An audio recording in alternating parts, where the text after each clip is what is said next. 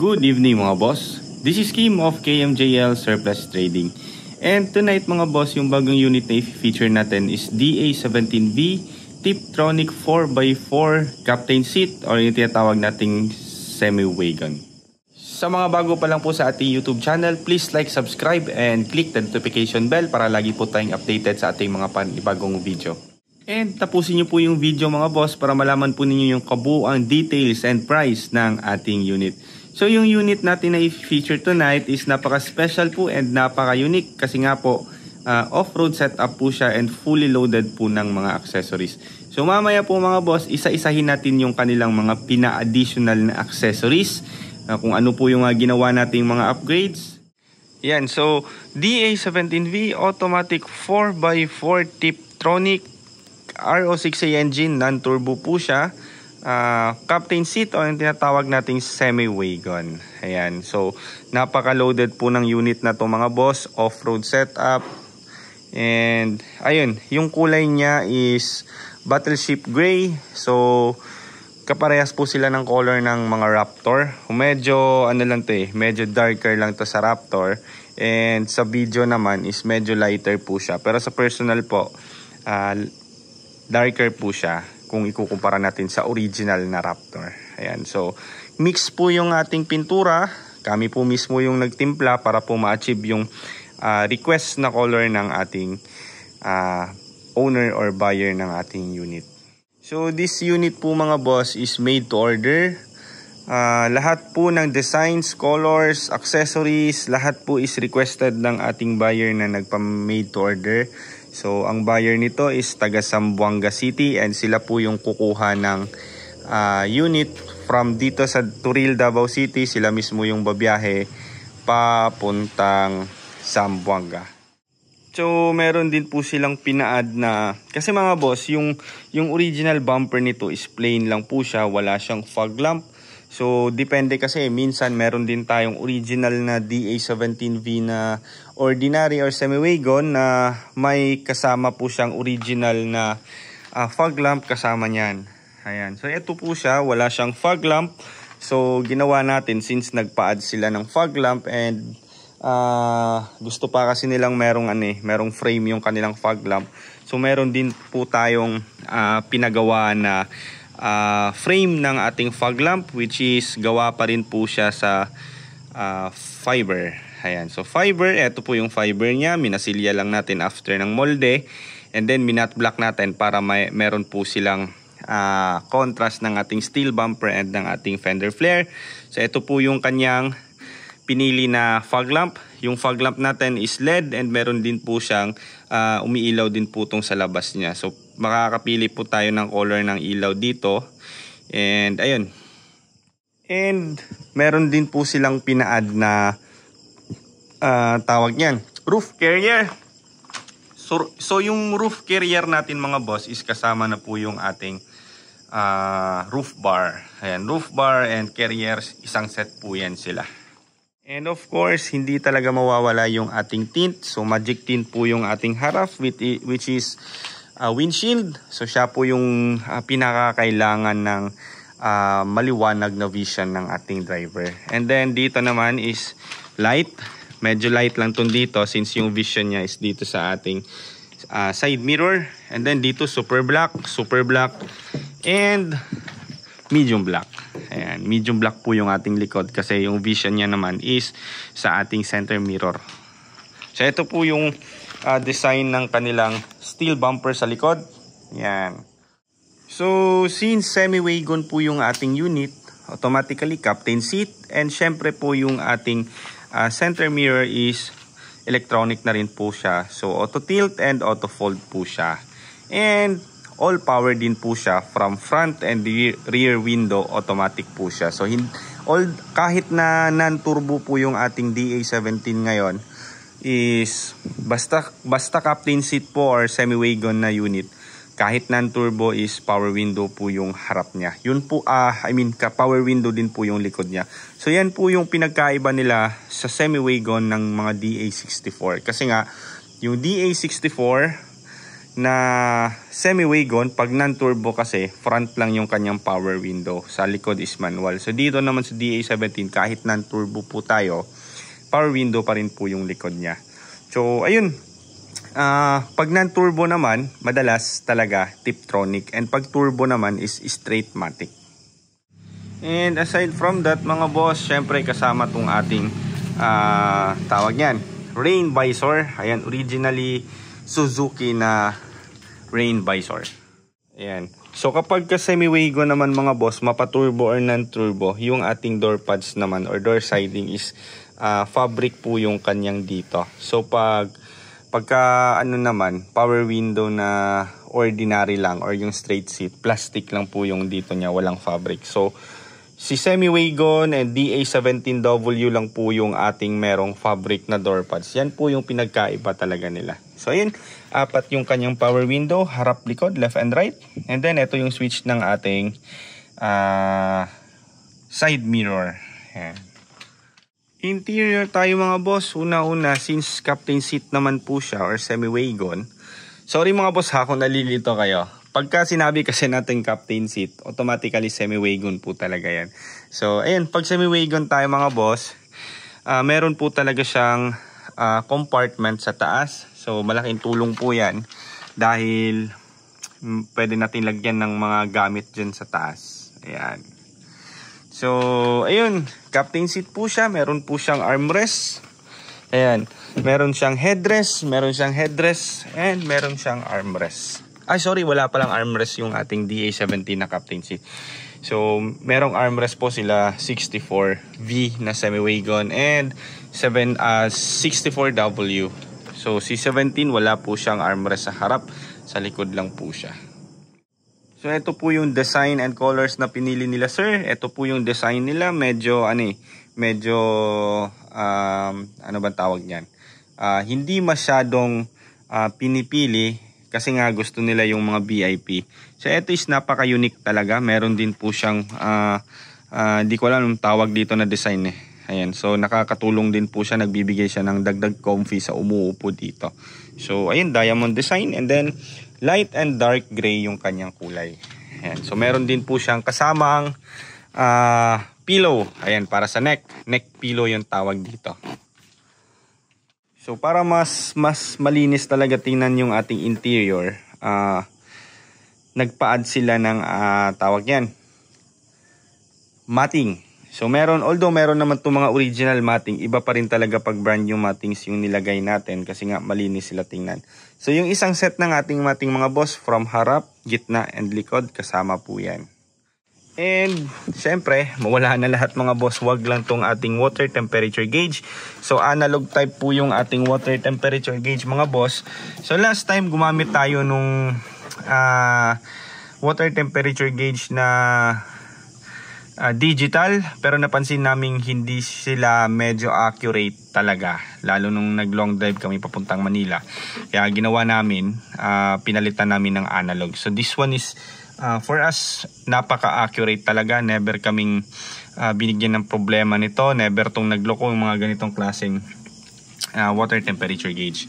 Ayan. So aside from that mga boss, nagpa-add din po sila sir ng 9-inch Android stereo. So meron po siyang backing camera.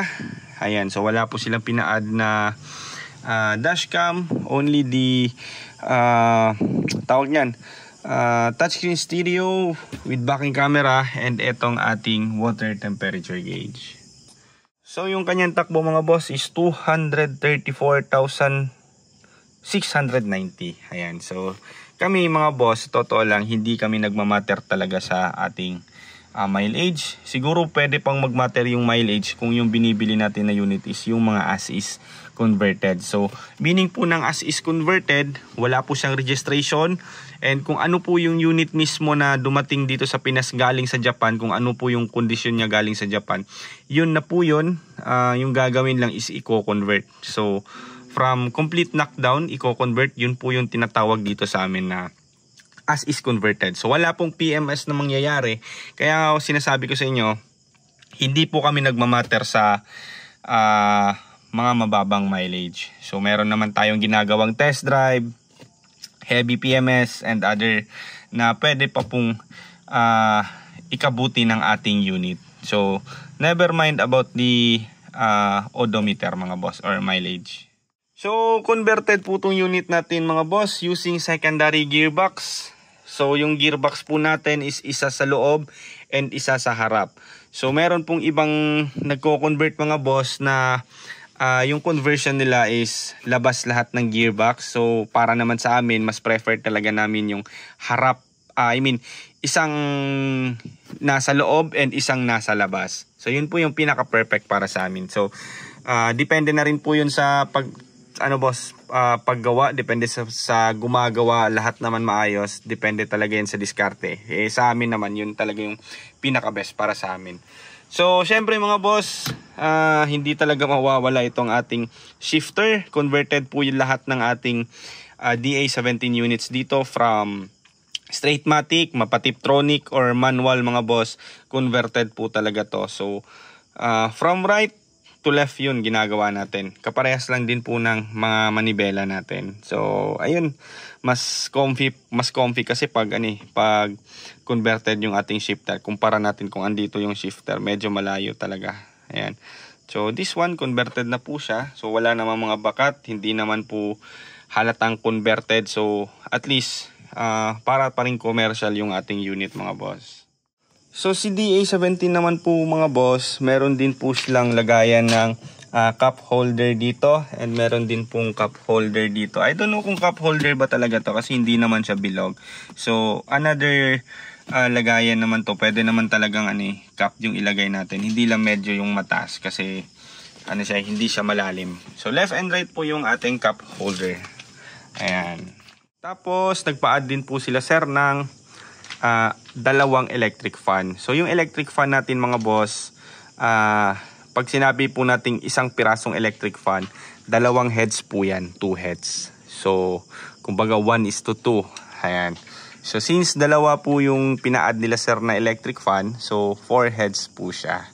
Ayan, so laking tulong talaga ng electric fan, lalo't mainit ngayon ng panahon, umaabot tayo ng 44 to 46 yung ating heat index. So, for example, lubog tayo sa traffic. So, minsan kasi may mga sakay tayo dito sa likod. So, sa tulong ni electric fan mga boss, hinihigop nila yung aircon dito sa loob, papunta dito sa likod. So, mas napapabilis nilang palamigin yung aircon hanggang sa likod. So, ayan po yung ating view ng ating unit. Ayan. Yung kanilang ceiling naman na pina-add is ayaw kasi nila ng yung mga leather na ceiling. So meron tayong other options mga boss. Meron tayong felt. May mas mura to konti kaysa sa mga leather na mga VIP. So syempre, yung pinaka problema talaga namin dito pagdating sa ceiling mga boss, bukod sa madumi and yung iba may mga punit, yung mga clips naman nito mga boss is kulang-kulang talaga pagdating dito sa Davao. Kaya kapag bumibili kayo ng mga as-is units or as-is converted, kulang-kulang talaga yung clips. Kaya dito naman mga boss, nag-i-stock talaga kami ng mga brand new na ceiling clips. So ayun, kinokompleto natin. Hindi nga lang sila kaparehas ng color kasi nga yan lang yung available and walang color black na ceiling. Kasi yung original naman na ceiling nito is kakulay nila. So bale, tayo yung nag-iba ng kulay ng ceiling. Kaya ganyan yung kulay ng ating clips ngayon. So another na accessories na pina-add nila sir is isang set ng back seat. So double purpose po itong ating back seat mga boss. Aside sa pwedeng upuan ng mga bata, pwede din po natin itong lagyan ng mga tools. Baliktad pala pagkalagay. Ayan, mga tools, mga extra gamit natin. So upuan po siya at the same time tools. Ayan. At nagpa-add din po sila sir ng plate holder. So etong plate holder mga boss, malaking tulong to sa ating plate number kasi nga 'di ba yung ating plaka is iniingatan talaga natin. So yung plaka kasi pag walang plate holder, natutupi po siya kasi hindi siya napapasok dito. Since maliit lang naman yung design ng plaka ng Japan. So sa atin kasi may kalaparan na yung ating bagong plaka. So ayun. So dahil sa ating plate holder, nakakabit tong ating plaka na hindi na-fold ng konti yung ating plaka. So ayun mga boss, yung unit naman na to is made to order po siya. So in order po ito nung December, I think second week or third week ng December. So expected po talaga na yung mga December orders natin is na-delayed po sila talaga, kasi nga from December last week, yung mga tao natin is umuwi ng kanilang mga probinsya and bumabalik sila dito ng January. Ayan. So madami po kaming araw na walang trabaho nung December hanggang January. Ayan. And medyo madami din po talagang mga pina-add sila, sir. So nagko-conflict din po yung mga panahon ng gaya ng gumagawa ng ating mga steel bumper. Ayan, kasi nga galing din po sila ng mga bakasyon. And syempre, yung pinaka reason talaga bakit natagalan is yung ating pag-lift up, kasi madami kasing factor ng pag-lift up yung after ng pag-lift kailangan talaga i-test natin yung ating unit kung may mga sumasayad pa ba, may maingay gawa ng pag-convert, and kung naapektuhan ba talaga yung ating alignment ng ating gulong.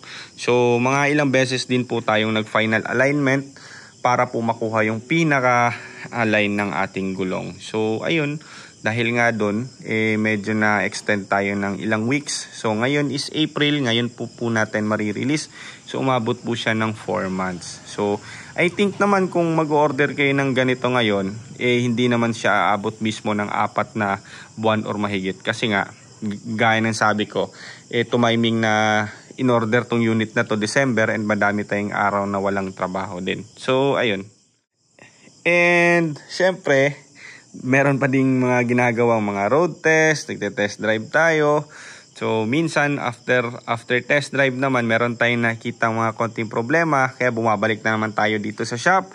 Ayan, babalik tayo ng shop and gagawin natin yung mga na-notice nating mga konting problema, and then road test na naman ulit hanggang sa wala na po tayong makitang problema. So after nyan, pagka wala ng mga problema, ginagawa natin is pinapandar natin ito ng halos 1 araw. So hindi naman po tayo na problema kapag pinapandar natin to ng 1 araw, kasi nga yung ating mga DA17 is napakatipid. So kahit yung 500 na gas, hindi niya mauubos ng naka-idle lang sa 1 araw. So sa pamamaraan na pinapandar natin ng halos 1 araw, natitest talaga natin yung kanilang cooling system, kung hindi ba sila nag-overheat, hindi ba lumalabas yung tubig sa kanilang reservoir. Ayan. So ayun, after road test naman, heavy PMS talaga yung kailangan mga boss. So from brake pads, pinapalitan talaga natin kung kinakailangan, and kung makapal pa naman is nililinis lang natin. And then stabilizer link, ball joints, mga rubber, mga bushings, T-cap, radiator cap, palit ng spark plugs, change oil, change ng gear oil, ano pa ba, yung ating mga sensors, throttle body cleaning. Ayan, yun yung kasama na po sa package. Lahat naman po ng ating mga made to order dito mga boss is meron talaga siyang heavy PMS. Hindi po yan pwedeng wala, kasi nga po good as, ano ba yung pinaka proper term dyan, good as gas and go talaga to dapat kapag na-release natin sa inyo yung unit. Ayan. So presyo tayo agad mga boss. Yung kabuwang setup ng ganitong unit is umabot po siya ng 395,000 pesos. So bakit po siya umabot ng 395? Kasi nga po unang-una, captain seat semi-wagon po yung unit. So dun pa lang medyo pricey na siya, plus lift up pa and other accessories. So ayun, sobrang sulit naman yung 395,000 nila sir. And wala naman po silang medyo na-skip na na mga accessories. So matatawag talaga natin na loaded yung unit nila. So ayun po yung kabuwang details and price ng ating unit mga boss, and sana po ay nagustuhan ninyo. And maraming salamat po sa mga patuloy na nagsusuporta at nagtitiwala sa KMJL Surplus Trading.